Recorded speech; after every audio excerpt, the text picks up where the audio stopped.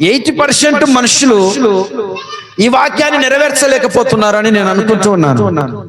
ఏంటయ్యా అంటే, దేవుని ఎరిగి అనగా దేవుణ్ణి తెలుసుకొని యేసుక్రీస్తు ప్రభుల వారు దేవుడని, యేసుక్రీస్తు ప్రభుల వారు ప్రతి మానవాళి కొరకు తన రక్తాన్ని కార్చాడని, యేసుక్రీస్తు ప్రభుల వారే నిజమైన దేవుడని తెలిసినా కూడా ఏం చేస్తా ఉన్నారట? ఆయనను దేవునిగా మహిమపరచలేదు. పరిశీలించండి దేవుని బిడ్డలారా, దేవుని తెలుసుకొని కూడా దేవునిగా ఆయనను మహిమపరచటం లేదంట. ఎవరు ప్రతి సండే చర్చికి వెళ్తే ఆయనను మహిమపరచటం కాదట.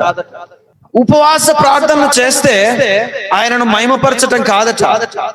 పరిశీలించండి దేవుని బిడ్డలారా, ఈ వాక్యం ఒకవేళ ఇంతవరకు మీరు విని ఉండకపోవచ్చు.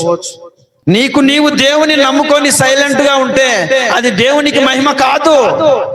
నీవు దేవుని సన్నిధికి వచ్చి ఒక రోగాన్నో ఒక సమస్యను పోగొట్టుకొని నీవు మాత్రమే దేవుని సన్నిధికి వెళ్ళి వస్తా ఉంటే అది దేవునికి మహిమ కాదట. సర్వ ప్రపంచ క్రైస్తవ్యం కూడా 80% క్రైస్తవ్యం ఇదే చేస్తా ఉన్నారు. దేవుని సన్నిధికి వెళుతా ఉంటారు కానీ ఆయనను దేవునిగా మహిమపరచరు. తర్వాత కృతజ్ఞతాస్తుతులు చెల్లింపరు. ఆయన సన్నిధిలో దేవునిగా మనం మహిమపరచాలి. ఆయనను ఎలాగ మహిమపరచాలి అంటే, నీకిచ్చిన స్వరముతో దేవుణ్ణి కీర్తించి గణపరచాలి. దేవునికి స్తోత్రం కలుగును గాక, దేవుని నామానికి మహిమ కలుగును గాక. నీకిచ్చిన స్తుతి ఆరాధన అభిషేకంతో అనేకులను ఆరాధనలో నింపాలి. అప్పుడు దేవుని మహిమ గణపరచబడుతుంది. దేవునికి స్తోత్రం కలుగును గాక.